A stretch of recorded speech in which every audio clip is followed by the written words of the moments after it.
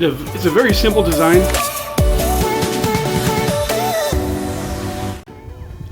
What's the word, reptile nerds? This is Chris at Zenarch Reptiles. Who I am is an animal enthusiast that makes videos every Wednesday and Saturday. I like to take you along on my animal adventures and also help you along the way. Today I'm at a local park here close to my work. I like to take my lunches outside as much as I can. It helps me not feel cooped up.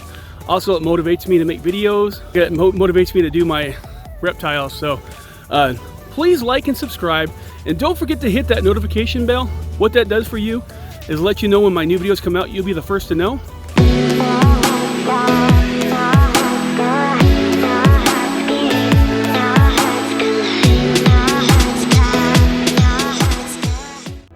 Welcome back, reptile fam. Today I'm going to show you how to make a cost-effective skink rack.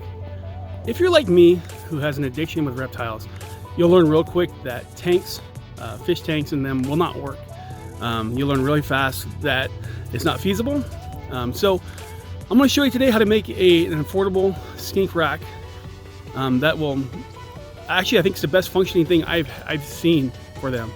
I have an ARS rack for my snakes that I breed. That's mostly what I do is breed snakes. But I don't feel comfortable putting them in there. I know people do that and they seem to be really healthy. I can't say anything negative about them because I know that I've seen people do them and they're very healthy. They look fine. But me personally, I use UVB light. $25 for a bulb that I know that they get in the wild. Well, close as they can get to the wild inside my house. Makes me feel better. Might be just for me, but it makes me feel better. It's not my design. I personally learned from Ty Park and another gentleman from Reptile Mountain, I believe. So I promised you I'd make a video on showing you how to make these, or at least give you an idea. It's pretty cheap. Like I said, my last one probably cost me $120, maybe $150, and that's counting the stain. And you don't have to stain them, that's just my preference. So anyways, let's get back to my house. This cage right here, I'm gonna show you. Super simple to make, takes very limited supplies, and anybody can make it. I have a father that was a contractor, so I have a lot of construction expertise, I guess. I grew up on a construction site and a lot of carpentry, but this does not take any kind of carpentry skill, just basic mathematics. So you can see sweet potato in there. It's a very simple design. I think it took me 8 2x3s.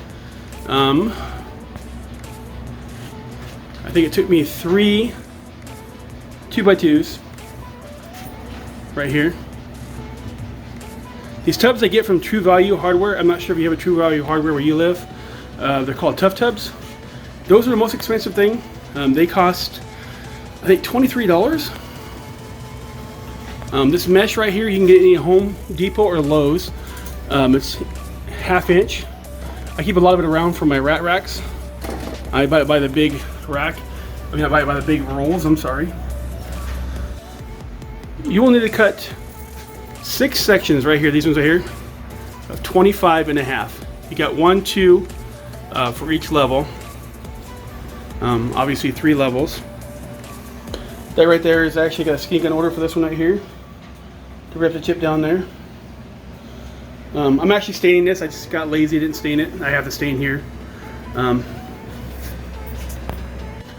You'll also need to cut 6 sections of 38. 1, 2 on both sides. Another one over here. Also, the 2x2s, you'll need to cut those at 38 too. You can come a little bit shorter. I kind of cheated on the back. I didn't go as long because I don't need to be that long, to tell you the truth, to hold it up there. And there's a little bit of gap here. There's no way for them to get out. On my rat tubs, I keep it really tight, but I was a little less caring on this one. Never had one escape from these. Legs are 58 inches. You don't have to go that high. I am a tall person. I'm 6'4.5". So this is perfect height for me to see down. For my wife, who's kind of short, it's hard for her. but I'm the one that does most of the feeding and the cleaning. But I got 4 legs. I also recommend these casters, these wheels. You don't have to do that. For me, it makes it a lot easier. But anyways, here it is, very simple. And like I said, I'm going to definitely stain it. I do have the stain here. I just been kind of lazy. And I know people that you can actually, I'm thinking about getting some of the fluorescent UVB lights, because this right now is actually, I have a 100-watt mercury bulb there, mercury vapor bulb with UVB. I also put calcium and vitamins in their food. And I know people, like I said earlier, that they don't use any UVB at all with their skinks with good luck. And I mean, you know, they have very good luck with it, but not me. This is how I do them. I can see them. They get light during the daytime, and you know, darkness at night. I spaced them from here to here, 22¼ And again, you don't have to go that high. If you see, there's plenty of room for the light fixture. I just, like I said, I'm a tall person, and that's why I did it. It's like I said, it's a perfect height for me. Same height that I make my rat racks. But again, if you're a shorter person, you could definitely have a lot more room to go down. You don't need to be this high. I mean, I have a lot of room in here.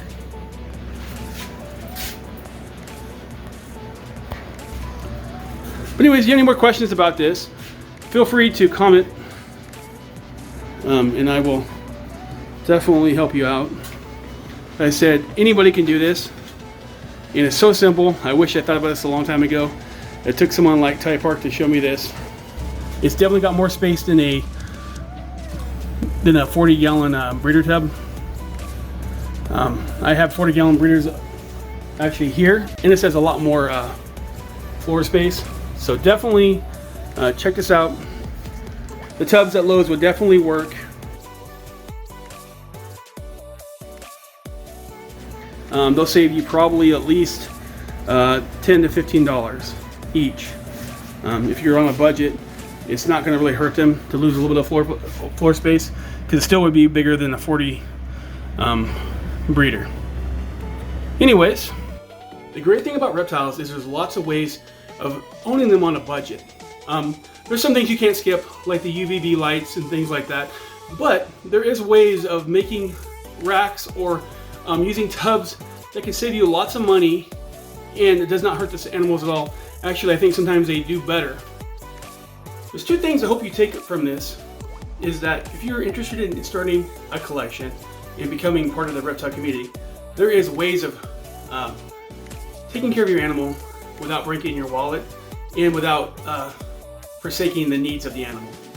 I've had expensive equipment, and I've had low-end equipment, and the snakes and reptiles seem the exact same to me. They both seem healthy. They don't feel neglected. And also, number 2, don't feel bad about small beginnings. We all started small. I'm right here, and I want to be up here. You know, we all want to be better than what we are, but we all started small. I started breeding bearded dragons a long time ago, and I had 4 kids, had a crazy job, wasn't making much money. I scraped the save, got me a breeding pair of ones I thought at that time were really colorful. Nowadays, you can go pick better ones up at Petco. At the time, that was the best the market had to offer. I bred those and started, building up a collection, and worked myself, up. I eventually graduated to ball pythons, and that's where I'm at now.